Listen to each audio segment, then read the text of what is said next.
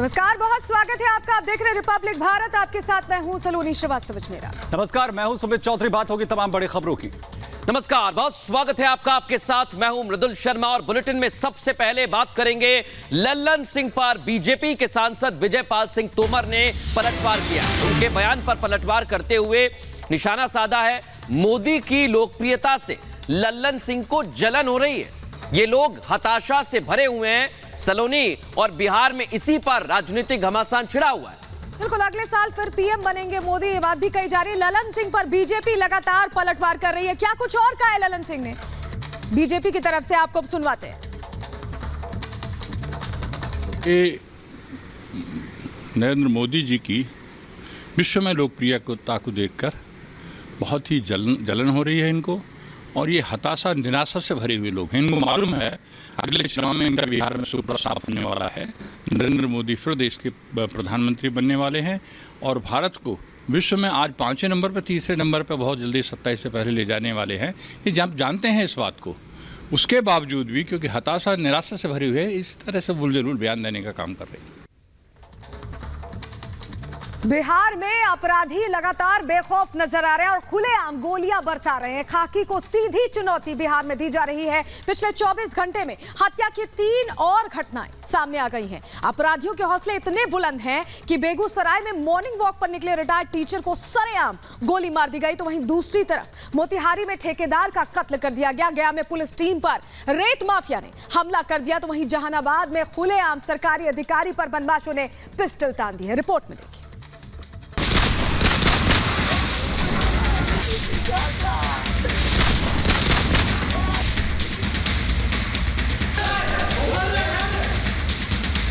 क्या बिहार में ध्वस्त हो गई कानून व्यवस्था? क्या बेलगाम हो गए बिहार में अपराधी?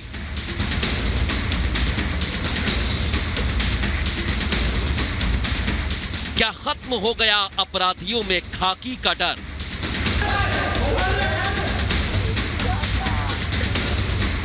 क्या चरमरा गया नीतीश बाबू का सुशासन?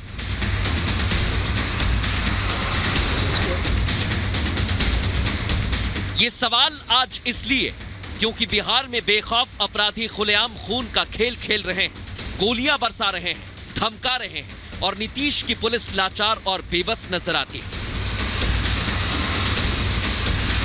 क्योंकि थानेदार और पत्रकार की हत्या से बिहार में हाहाकार मचा था और इसके बाद 24 घंटे के अंदर हत्या की 3 वारदात को अंजाम देकर अपराधियों ने बिहार की पुलिस और कानून व्यवस्था को सीधी चुनौती दे डाली।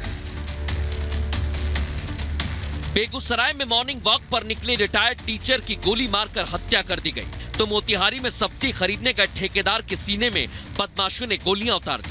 जमुई में घर में घुसकर अपराधियों ने दंपत्ति को गोली मार दी। वहीं मुजफ्फरपुर में रेस्टोरेंट के अंदर अंधाधुंध फायरिंग की गई, जिसकी तस्वीरें भी सामने आई। सीसीटीवी की ये तस्वीर बिहार के मुजफ्फरपुर की है, जहां आप देख सकते हैं कि फायरिंग के दौरान जान बचाने के लिए लोग टेबल के नीचे छिपते नजर आए। बदमाशों ने रेस्टोरेंट पर 20 राउंड फायरिंग की, जिससे इलाके में दहशत का माहौल है। कम से कम 10 राउंड से अधिक फायरिंग की सूचना हम लोगों को मिली है। एग्जैक्टली कितने राउंड फायरिंग हुई है वो हम लोग जांच के बाद ही बता पाएंगे। और प्रारंभिक रूप से ऐसा लगता है कि डराने के लिए उन्होंने ये घटना कारित की है, क्योंकि जो लोग यहाँ चला रहे थे, होटल या रेस्टोरेंट के मालिक यहाँ चला रहे थे, जो लोग यहाँ पर बैठे थे, तो उनको भयभीत करने के लिए ये घटना कारित की गई थी। बिहार में गोलियों की बौछार कर बदमाश खाकी के इकबाल पर सवाल खड़ा कर रहे हैं और इसकी एक बानगी मोतिहारी में भी दिखी, जहां सब्जी खरीदने गए एक ठेकेदार पर बदमाशों ने गोलियों की बौछार कर दी। 2 आदमी आया है पल्सर से, इधर से आया है मोतिहारी रोड से, तो इनसे पूछा है कि राजीव भाई का घर कौन है, तो ये बताए हैं कि क्या बात है, तो काम है। तो ये बोले हैं कि चलिए 80 करीब है। तो फिर पूछा है कि 2-3 बार पूछा है, तो बोले हैं कि हम ही हैं, सब गोली चलाया है। क्या कितने गोली लगा है कुछ मालूम? 2 लगा है। 2 कहाँ पर? सीना में। बिहार में बदमाश इतने बेखौफ हैं कि नाम पूछकर गोलियां चला रहे हैं और इन बदमाशों के आगे पुलिस बेबस और नीतीश सरकार लाचार है। बिहार में पिछले एक हफ्ते के भीतर ठीक उसी तरह का नजारा दिखा जो 90 के दशक में हुआ करता था। ऐसे में सवाल है कि क्या बिहार में फिर जंगल राज की वापसी हो गई? क्या बदमाश बेलगाम हो गए हैं? राजद के साथ नीतीश कुमार जी ने सरकार बनाई है, कानून व्यवस्था उत्तरोत्तर ध्वस्त होती चली जा रही है, इस ढंग की घटनाएं बढ़ रही हैं।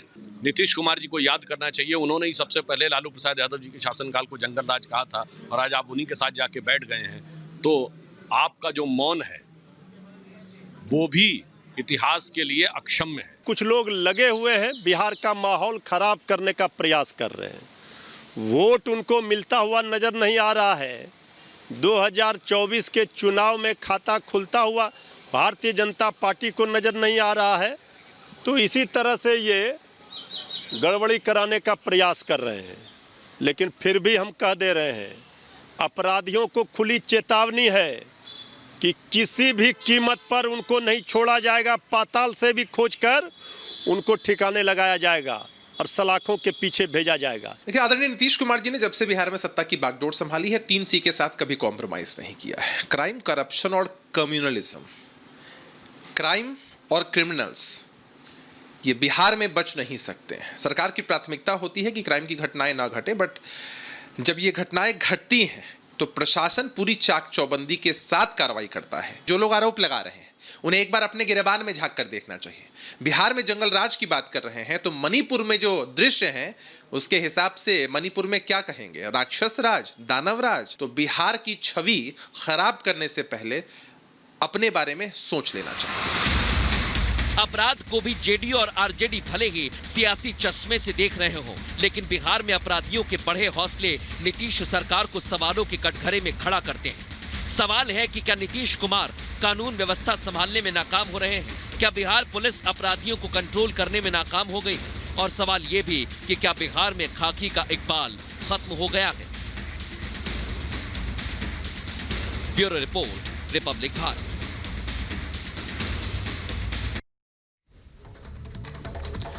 तो बिहार में किस तरीके से लगातार अपराध का ग्राफ जो है वो बढ़ता हुआ नजर आ रहा है। हर एक बिहार के जो शहर है वो अलग अलग घटनाओं से जो है वो इस वक्त कैसे जो है बढ़ती हुई घटनाएं नजर आ रही है, उसकी तस्वीर हमको जरा ग्राफिक से जरिए समझाते हैं। बिहार में अपराधियों की बाहर कैसे आ रही है। दरअसल बेगूसराय में 2 हत्याओं को जो है अंजाम दिया जाता है। इसके अलावा अगर बेगूसराय के अलावा मोतिहारी की बात करें तो ठेकेदार की सरेआम यहां पर हत्या कर दी जाती है। सुशासन बाबू के नाम से मशहूर थे, लेकिन हालात क्या है इस वक्त बिहार में?